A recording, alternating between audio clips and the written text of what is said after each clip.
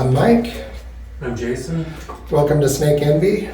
We are privileged today to be at the facility of TSK and Summer Snakes, and we've got Summer Stevenson with us. We're glad that we could be here with her today. So your story is a really interesting one. You grew up in a breeding operation. Your parents, tell us a little bit about that.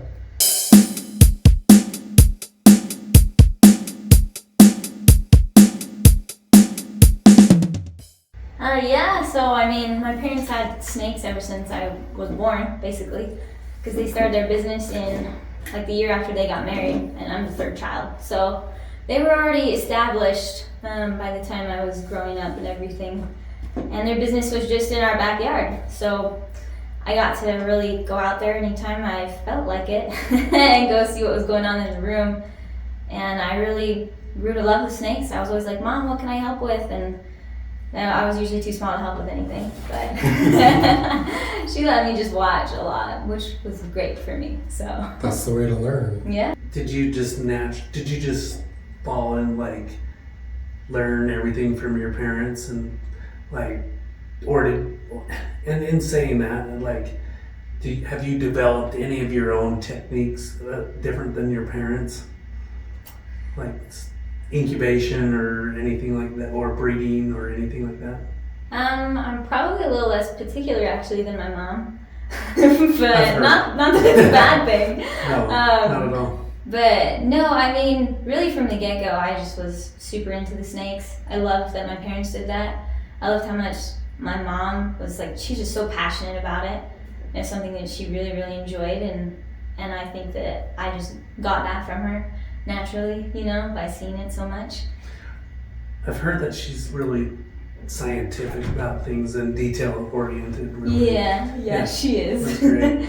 Yeah, she used to keep these really insane records of literally everything, feeding them, the shedding, when they would lay eggs, all of the ultrasounding information, the follicle sizes and everything. She was extremely dedicated and took all these measurements of the eggs when they came out. She would measure them length and width and weigh them, and then she'd weigh the babies after they hatched, and it was really intense. But I don't do any of that. And she stopped doing that now. But yeah, she was really into all of that. I've heard too, one thing, I heard that she was able to identify a morph from an egg. There was some detail or something. Maybe I'm wrong with that, but I've heard that. Maybe that's a question I need to ask her. Yeah, you might need to ask her about that one. I'm not so sure. But I thought when I heard that, I was like, wow, that's awesome. And she must have done a lot of studying. She probably has X-ray vision or something. So I'm envious because I grew up in a household where the parents wanted no snakes in the house, and that was something I was interested in from the time I was young. Your situation was similar, right? It was anything but snakes? Yeah, I've had reptiles all my life, but my stepmother said no snakes, and my mom was okay with it when I was little, until one day she was hanging up clothes in the closet and there was a garter snake hanging from a hanger.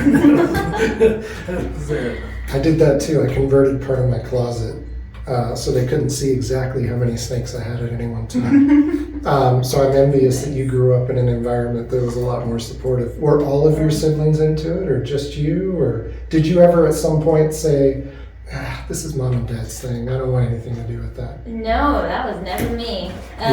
You were all in. That was all my other siblings, but my oldest brother, Josh, he actually was given a snake. So he actually has a pet snake, which is funny. But it hatched on his birthday. So it hatched the day he was born. So they actually gave it to him because of that reason. That's cool. So that's really neat. That is but it's still here, so it's a 30-year-old snake in the room. Oh, wow. Yeah, pretty neat. We'll have to check that one out. Yeah, 30 he's years. Cool. But I never had my own snake. They didn't give me one. So that's fine. But yeah. Our families are similar now. It's just me. My family tolerates snakes, but they're not into them. They certainly don't want to help take care of them. Yeah, Yours is similar, where you're pretty much on your own. So it's pretty cool that your whole family is involved. Your husband's involved. Everybody's involved, right? Yeah. Yeah, that's cool. So what are you known for? So Summer Snakes, How would you describe your breeding operation? What are you known for? What do you do best? What projects are you excited about? We're going to go check out the animals, but kind of tell us, if someone's asking, what is Summer Snakes about?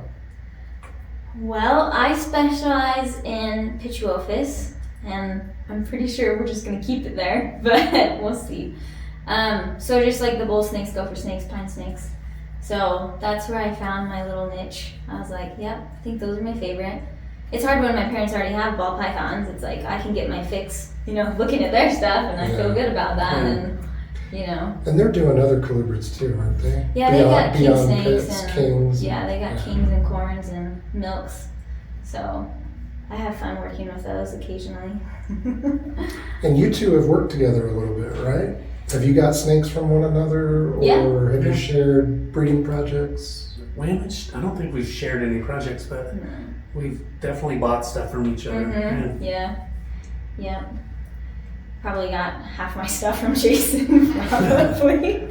So what's next door? I know. Yeah, what people may not realize, Utah's actually kind of a hotspot when it comes to snake breeding, and where we are sitting right now, these two, your operations are about 15 minutes apart. Mm-hmm. There's several other breeders in the state that are very well known, Great Basin Serpentarium. So there's several breeders in Utah. I think that would surprise people to know just how many there are in this state. Then you used to have other guys, like you used to have Rick Blair's and Matt Smith's and they've came and gone. But like Northern Utah's been a hot spot for reptile snake breeders. Yeah. I feel like for a long time. We have 2 reptile shows in this area now.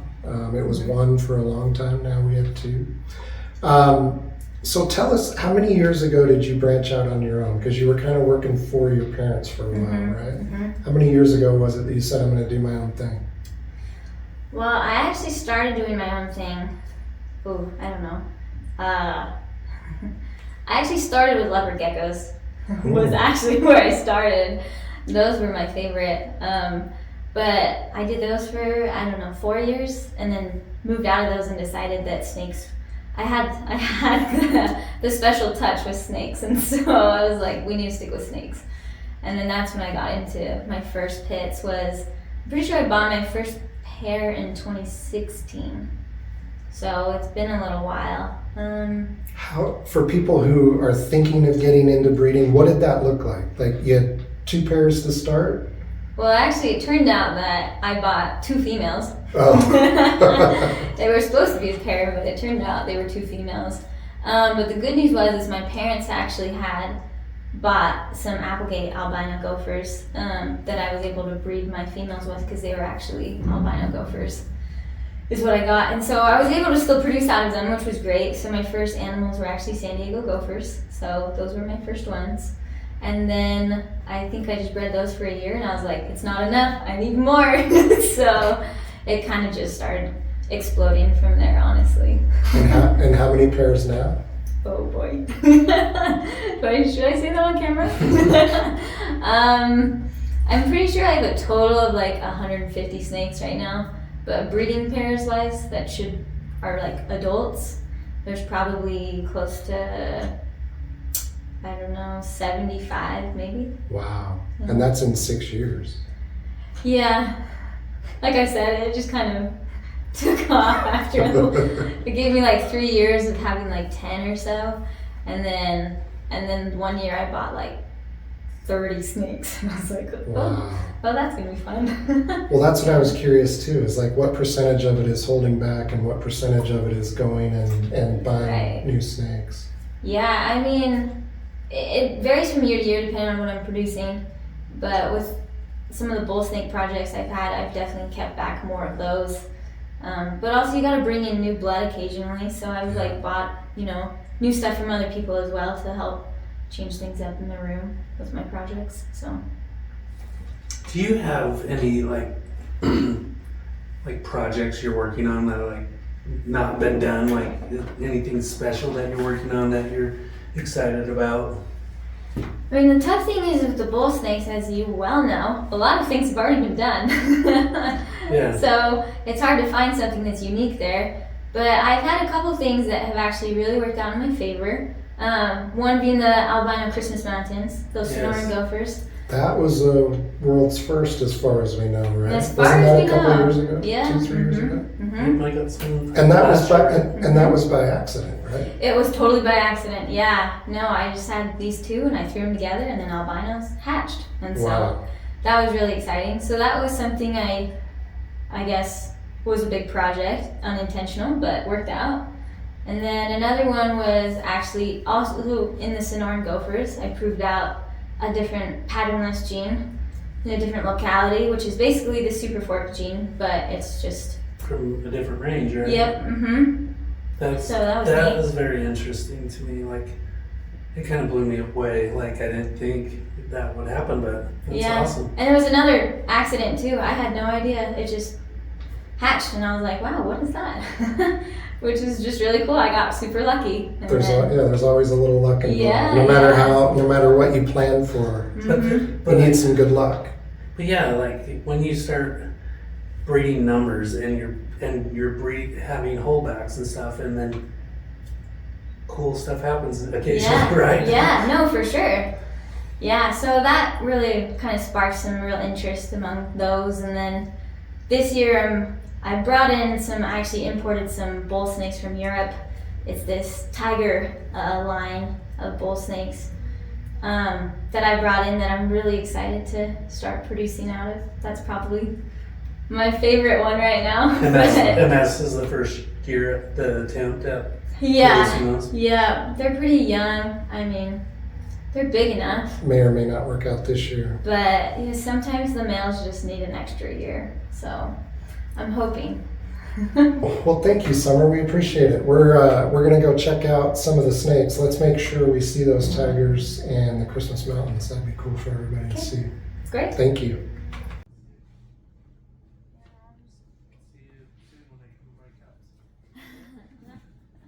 All right, Summer. What are we looking at here?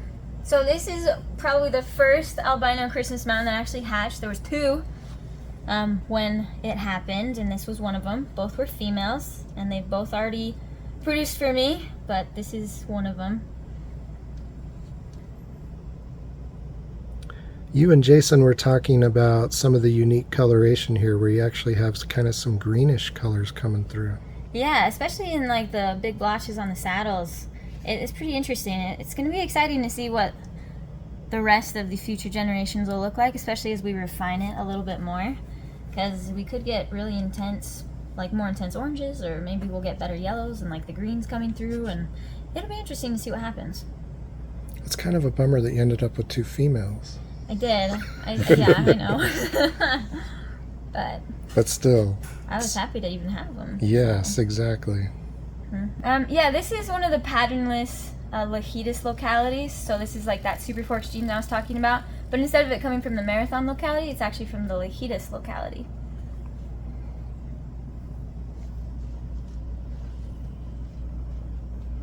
It's almost purple. It's purple and It's maroon. so dark. It looks like a color more on top of the patterns. Gene, that's beautiful. Wow. This is one of those tiger bull snakes that I was talking about that I imported from Europe. This is my biggest female, so I'm really hoping she produces for me this year. And this is Sven's stock? Yeah, Nice. Sven Face. I think that's how you say his name. So do you know what localities in the U.S. they were based on, or? Well, From what I remember, KJ Loderidge, he was developing some tigers from the Kingsville Red yes, Line. that's correct. Yeah. So So I think Mm-hmm. that may be maybe the source. It's supposed to be the originator, but Yeah. it's hard. I don't think all the bloodline was kept, maybe the best records of it, but. This is one of my northern pine snakes. It's actually an Ocean County locality. It's just one of my really black and white ones. It doesn't want to be held right now. How much did that change from baby to adult? Yeah, it actually got cleaner Yeah. the more it like matured. They get prettier as they Yeah, go. they right? do. Just the white gets whiter and black gets blacker. Mm, But beautiful. What I love about these too is when you get into actually the scale detail, where they almost look like little mini slabs of granite or something. And it's cool when they get this orange, Yeah. like poking through.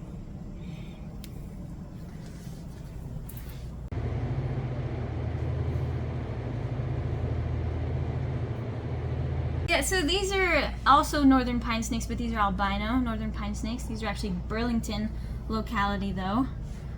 And the female is that one you're looking at right now. And then this is the male over here. You can see he's like way more white, much more pale in color. But I hope the camera picks up how green yeah, she does actually have a lot of green. those saddles, just how green they are. That's amazing. And these do a major transformation, right? Oh yeah, they look Color completely different as transformation, babies. yeah. Oh yeah. Yeah, I wish I had a baby I could show you, but I don't. Hopefully this year. I mean, she's huge, so. Gorgeous. Beautiful. This is one of my other favorite projects, actually, I would say, is the Hannum hypoline, or I guess we're gonna call it the red hypoline. I don't know, everybody's calling it something different these days, but Yeah. but it originated from John Hannum, I guess we could say, from Jason's stock. But anyway, this is one of my adult females. Almost purple there on the back. Yeah, lots of lavenders. Alright, this is my Debt by Janai female. This is actually her lay box because she has already done her pre-lay shed. So she's within her 10 days now of laying. And the common name, these are the northern Mexican pines. Yes. I love, hers not so much, but I love how on the upper third sometimes they have those kind of pixelated Oh, mm-hmm. saddles. Yeah, the male has that. She doesn't really, but. Beautiful.